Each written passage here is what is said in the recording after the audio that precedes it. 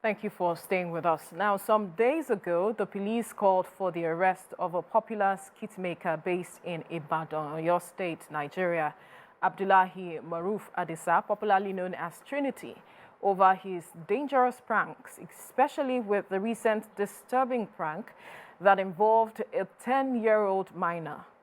Well, joining us is the spokesperson of the Oyo State Police Command, SP Adewale Oshifeso, MNIPR, to shed more light on this case. But we hear he's not here now, so we'll just have that conversation and you can be a part of it. So you join the conversation, call us on 081-270-53687 or 091-390-76948, or you can tweet to us using @TVC Connect, using the hashtag #YourViewOnTVC. Now, this matter of prank videos, especially for this particular guy. You know, I've seen some of his videos, some funny, yes, some not funny because of the way people react. There was one I saw, I was watching yesterday where, you know, the way he fell and those guys, one had to jump over a fence. Yeah. And then when he jumped into the fence, there were dogs. He shouted, Aja, Aja, Aja. He jumped out. Yeah. Now, that is dangerous. Very. Because if the guy was not as energetic or athletic, or fit to jump over the fence, he could have injured himself. He could have been attacked by the dogs, if there were dogs there, and anything could have happened. Then there was the other one of the lady that was going to church. And then suddenly he manifested again. He fell on the floor and like he was shot. And then the lady just went down on the floor and was started praying. Calling all the angels. She could call all the ones she remembered. God of this one, God of... She was just praying and praying. And someone, you know, responded saying she even tried. She stood there and was praying that her faith was strong to be there while all of this was happening. But eventually she ran away. The impact on people. And then the last one I think he did that involved a minor. I watched that video and I'm wondering, what inspired this kind of conversation to have with a minor? Yes, you said you had the consent of the family. Did you tell them what it is you were going to, the content of your prank video? Because no parents in their right minds will know you are going to have that kind of conversation with their child. We release their child to you. Veronica. That's, yeah. You know, I feel like poverty is a state that forces people to do despicable things. So now, thinking about it, how much would they have paid this girl's parents or this guy to say, okay, I want to use your child? How much could they have paid? Because I want to believe that, you know, just like actors and all that, you pay people to come on set. And they may not have understood the extent. No, you give them script.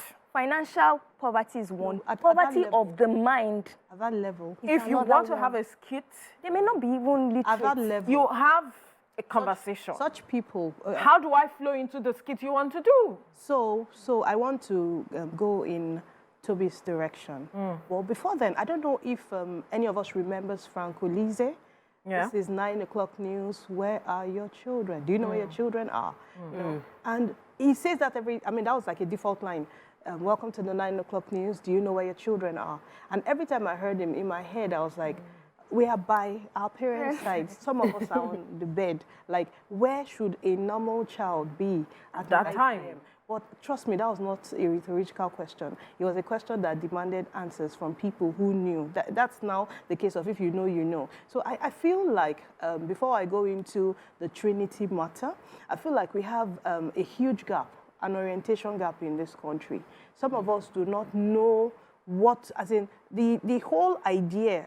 So maybe it's because of poverty, maybe it's because of mindset, maybe some people just refuse to get out of their background, and that's why people come and take advantage of us. So I do not even care that he got consent from the parents. I saw that video and I was asking myself, what audacity. So I'm looking at the girl and I'm saying, maybe nobody has told this girl. Maybe our schools don't teach relationship safety, etiquette, body rules enough. Maybe the parents never even showed her because so many processes were broken before that video came out.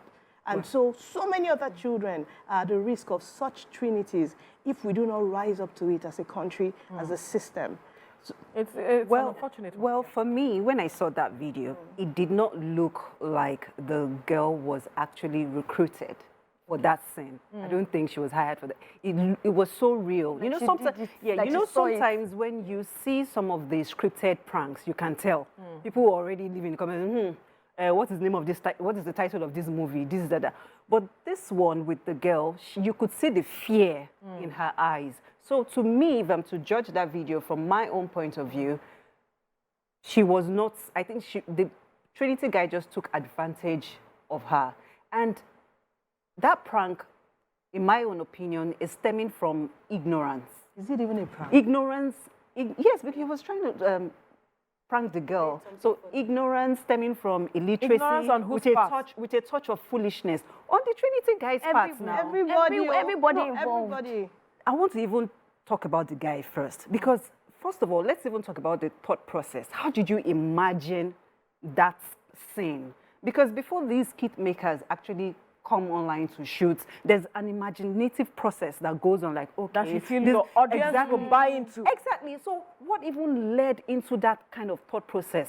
That's what we should be asking, because I asked already.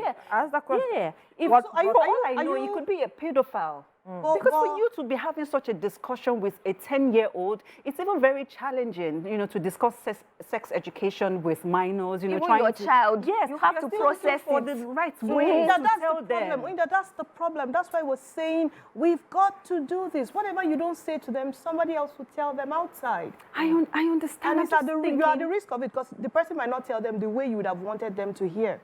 So I think we shouldn't... I saw that video and I could be wrong, but I don't think that girl is hearing that thing for the first time. I might be wrong.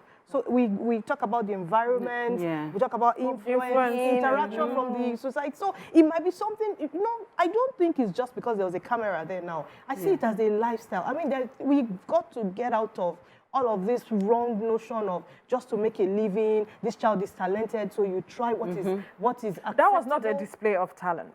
It was not any display of talent.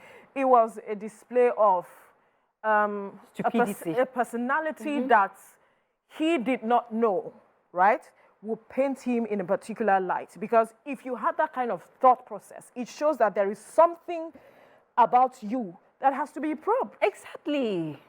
How do you ask a child, what did you see? Describe it in that kind of manner. I mean, why are you asking those kind of questions? Rather. What do you want to achieve at the end of the day? Do you know what you are inculcating into that child? Absolutely. Because children have a curious mind. Yes. He has actually piqued her interest by having that discussion with her. Because even after she realized that it was probably a prank, she would have got somewhere in her mind. She almost cried. She would have started talking about. Painted something for life. She painted a picture in her mind. I don't even know who has been trying to touch or harass the girl It's more like grooming. In my view, that's more like grooming. Yeah, it is. She would explore, she would find out more. So how do you get that out of the child? Yes, the police have said that they are going to take him to court. They are charging him to court on Monday and all of it. But that child, something has been done to that child that has to be corrected, that has to be reversed, if I may use that word. So Veronica, I'd like to ask you, do you think that girl could have acted differently? Right. Before I answer that question, we have Shola on the line from Ikorodu. Shola, good morning. Thank you for joining the program. Let's have your contribution. Yeah, thank you, Veronica. Good morning to you. Good morning. Good morning. Good morning. You see, that I have different perspectives from this guy called Trinity. All right.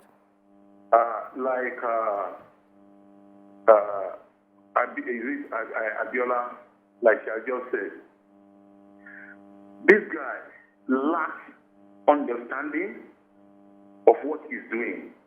Number two, is ignorant of the program he engaged himself into. Because if he has the understanding of what he's doing, he wouldn't have gone to the extent of engaging with a minor, with a child. So many times I look at his plans. So very, very dangerous. Very risky. You know, he took advantage of people, maybe because, like she said, people are suffering from poverty in this country, and that makes themselves to be used by unnecessary pranks.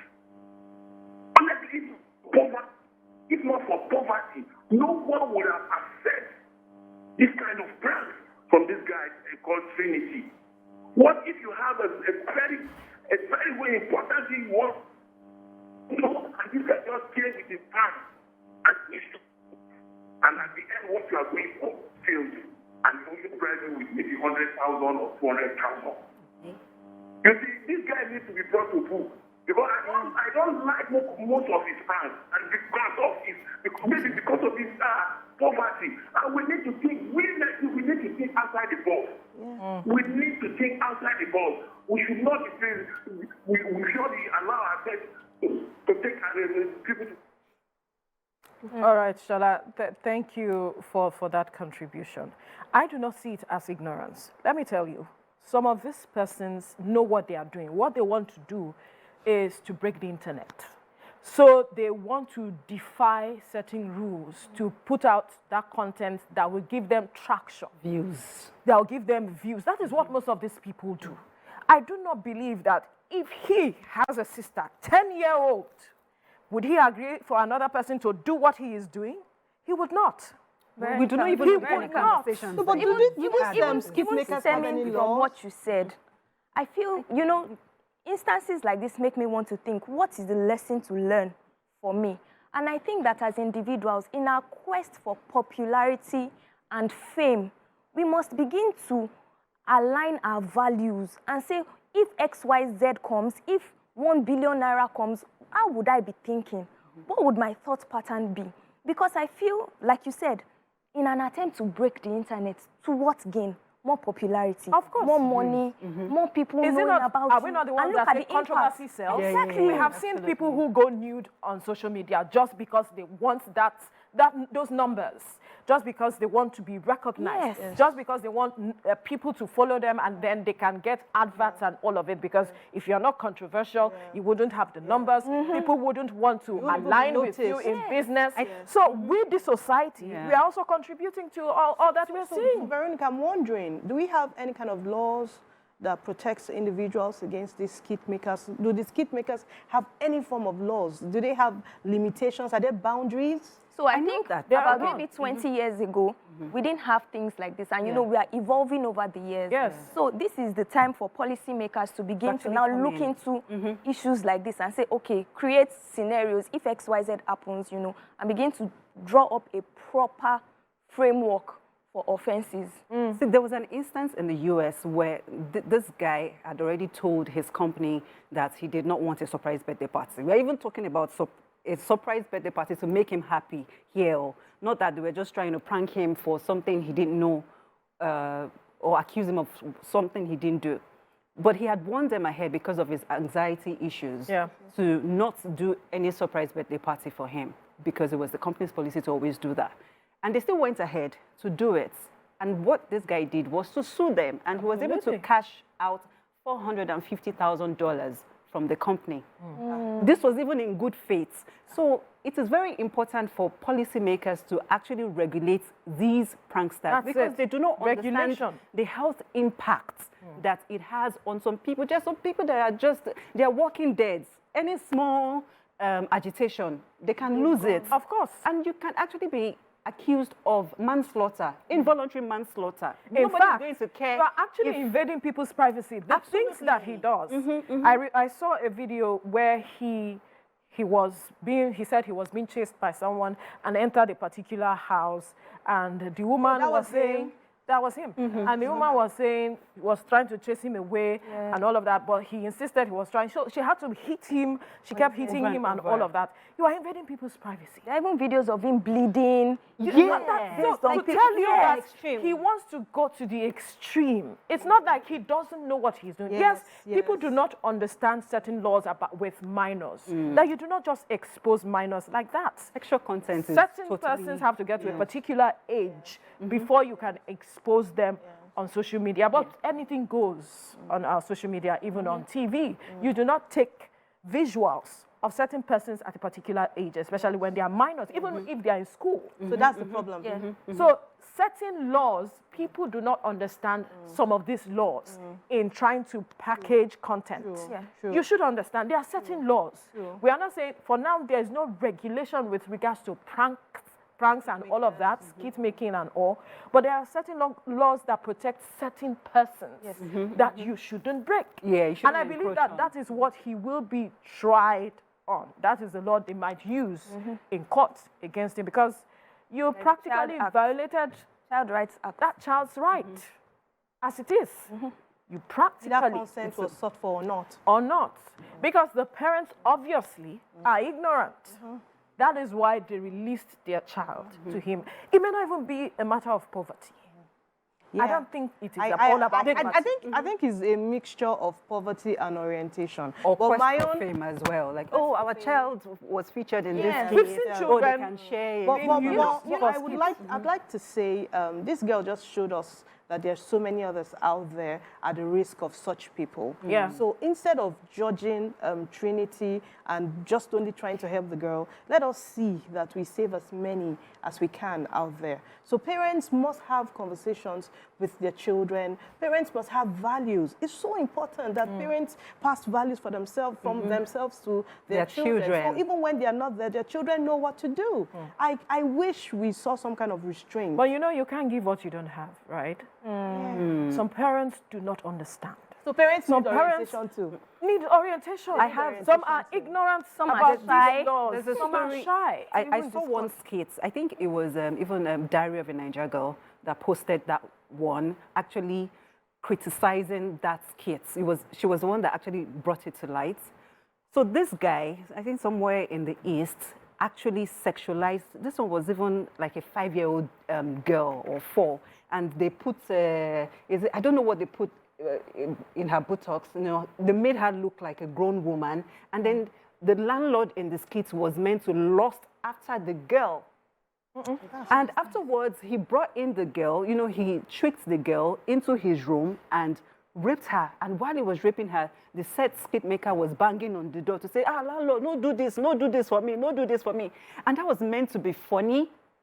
And people were calling on this guy to pull down the skit, You know, it took about like 3-4 days of several calling out. This happened in Nigeria. Yes.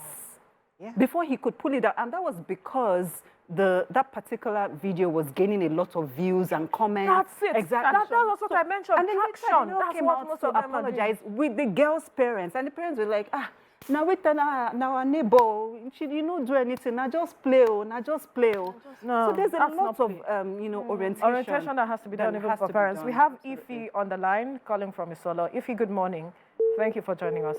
Unfortunately, that call dropped. Ify, you can call us again. We need to hear your perspective to this conversation. Toby, you wanted to say something. I was going to mention that as entrepreneurs, or myself being an entrepreneur, I used to go for all these videos, or maybe they're doing a grant, and they would seek your consent to air your image on air or on their social media pages. And they send you this long document for you to sign before they're able to do that. And I'm wondering, was any document signed even for this child and her parents? In that local place. The truth is, the document was demanded. now you can get The conversation was illegal. The figure.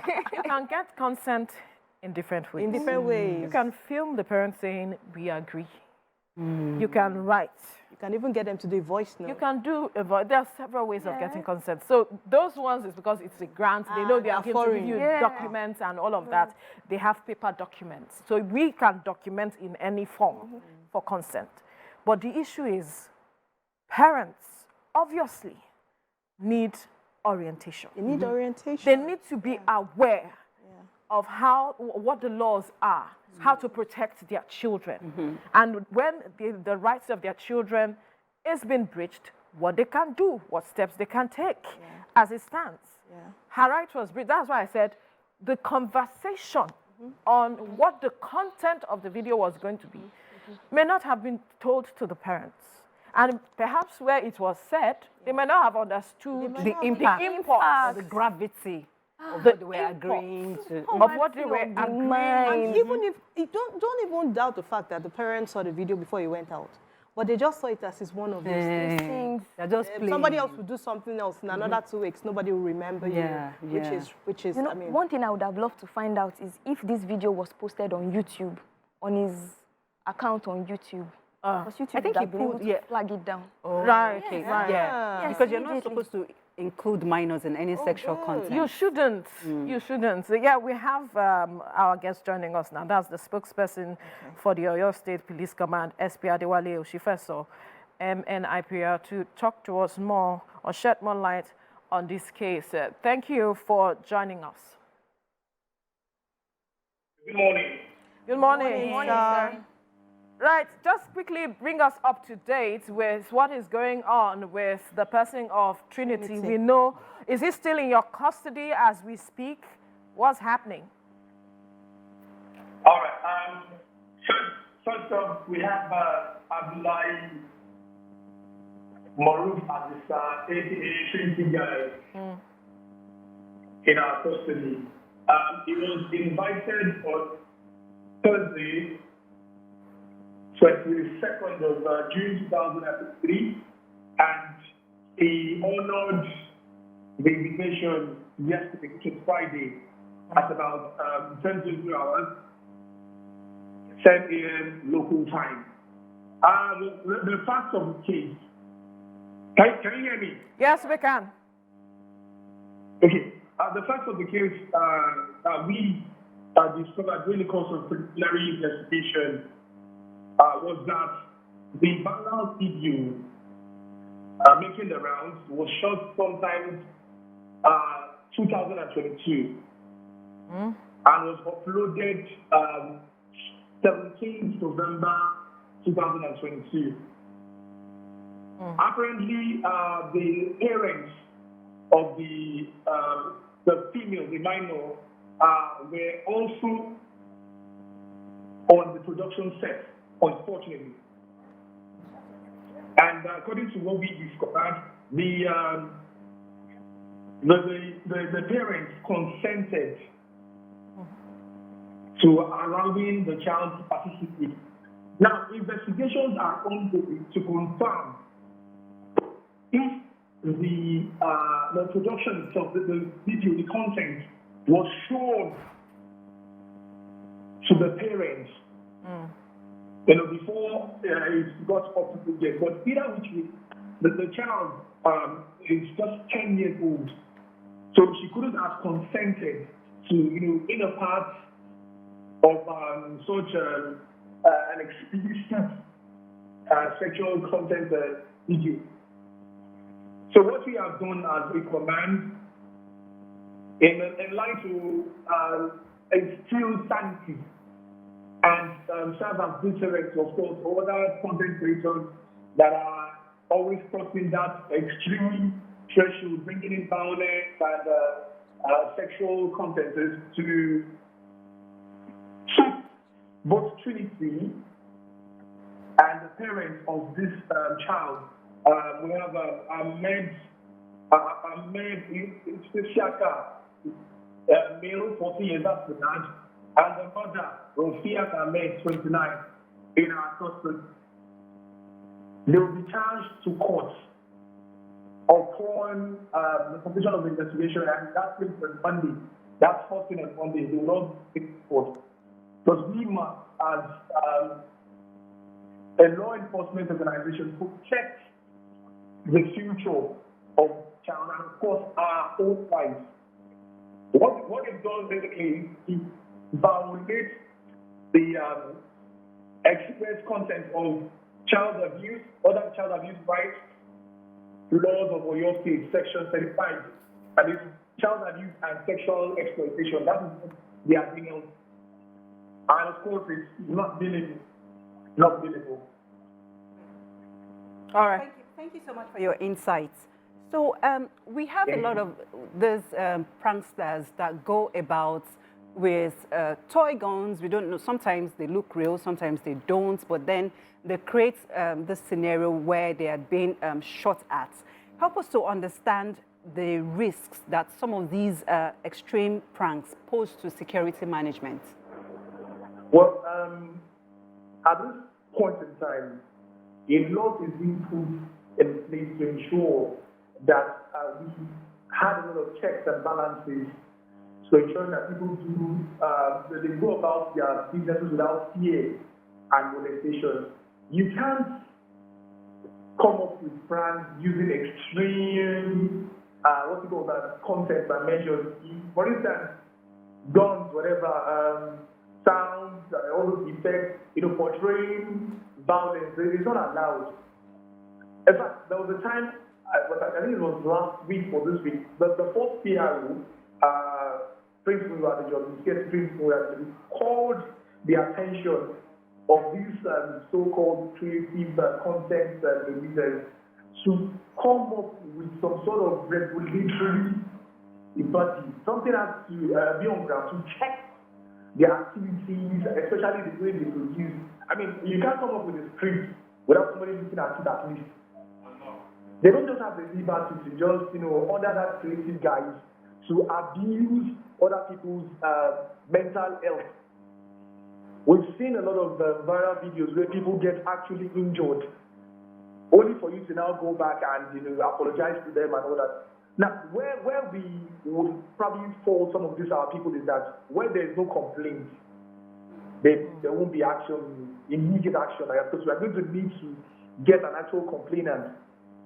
I don't know if you understand. Yes. Now, in this case of the 10-year-old minor, we have a lot of NGOs and civil liberty organizations interested, and even without them coming forward, this is purely a violation of even what we collectively as Africans, as a society, stand for. That video, according to Trinity Guy, during the course of the interview with him at the command, he said he put it down almost immediately. After there was so much outcry. But what he did not know was that he left a digital footprint. Mm-hmm. And that was why the video was able to pop up again, and it's now in circulation. The face of that girl is bare. It wasn't blurred. And you know what they say about the internet, it never forgets. Yes. So we are out to ensure that the girl's right is protected, and that whatever it is we do, in accordance with the tenets of the law, will serve as deterrence to other creative content people that want to go through that extreme threshold. We love creative content people. We know they bring smiles to our faces. We know they ease stress, but they must be regulated. That's the standpoint. Okay. Thank you so much, SP Adewale. Thank you so much. Very well said. So I heard you tell us a particular, I think you said subsection 35 or so, one law policy that regulates skit-makers. So I'm wondering, is there a better way to communicate some of these things to the populace? Is it possible? Maybe, because when people do not know, then they take liberty for license and they can get to any extent. So some of the limits, some of the boundaries, when we identify that people are in a particular craft trade, is there any kind of, from your command now, the Oyo State Police Command, is there any way that we can gather these people? I'm saying, can we instruct before these things happen? Because so much would have gone bad if we're all correcting and trying to mend. It's a lot easier to build than to repair. So is there, in the nearest future, is there a way we can communicate some of these policies, especially the ones that are tied to entertainment, tied to creativity? Is there a way we can communicate this law so individuals don't fall victims? And we shouldn't wait. I'm thinking that it's not always good if we have to wait until something happens and then we're trying to let people know that this law actually existed. Is it possible? Thank you. Okay, thank you very much. Let me quickly clear the air on this. What I said was that what the guy did, the charge rather, is going to be centered on child abuse and sexual exploitation. Yeah. That's under Section 35 of the Child Rights Laws of your state. Okay. Now, about the second part of the question, I think that we should encourage our legislators to, reach out to the entertainment sector. So these guys fall under the entertainment sector. They make us happy. They bring smiles to our faces. Let's have a sit down. We are not saying you shouldn't go about your content creation things and all that, CDs and all that. We watch them. They are good. In fact, they are exports for the country. They sell us out. But we should have a regulatory power as to the kind of things, the feeds, the content that we put in there. Ours as law enforcement is to check.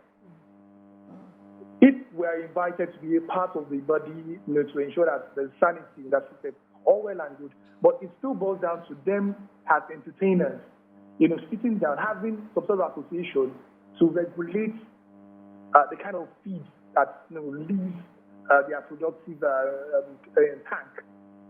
Because whatever you give, people will take. And unfortunately, with this kind of viral, sensational video going out, it's going to be very, very appalling if Nigeria as a whole is seeing like, okay, look at the content coming from Nigeria. This is just one person being in this skit, not all of them. So we are saying that they should themselves check. There should be some sort of internal mechanism to check the activities and regulate how they run their creative content. That's all, ma'am. Thank you. Thank you so much. I really must appreciate your swiftness and response on this matter. My question would be that I'm kind of wondering what confidence we have that this case would not be buried or forgotten like a lot of other cases. Okay, first off, Oyo State Police Command is driven not by emotions, not by sentiments, but by pure professionalism. Do not forget that the first PRO, CSP Olumiyiwa Adejobi, had already spoken about this matter. Ours is just to initiate the prosecution, having gotten enough facts, the facts, and have gotten enough intelligence, just like the ones we discovered yesterday. Either to now, we did not know that the parents consented to this. We did not know that the parents were part of the pre-production and the post-production. So as the facts emerge, it goes into that prosecution, what's called a file, such that it's enough to put an end to such cases of exploiting children and all that. And as we speak, perhaps we don't even know if the other content creators that would probably want to follow suit, thinking, okay, this will bring more ratings, this will bring more likes, more attention. I don't know if you understand. So having seen this, they would learn that it's more like a deterrent, so that no other person will go or follow suit that line. It's nothing personal. We don't have anything against the content creator, but it's just to put a check on their activities. So, like you said, just to doubt your fears, man.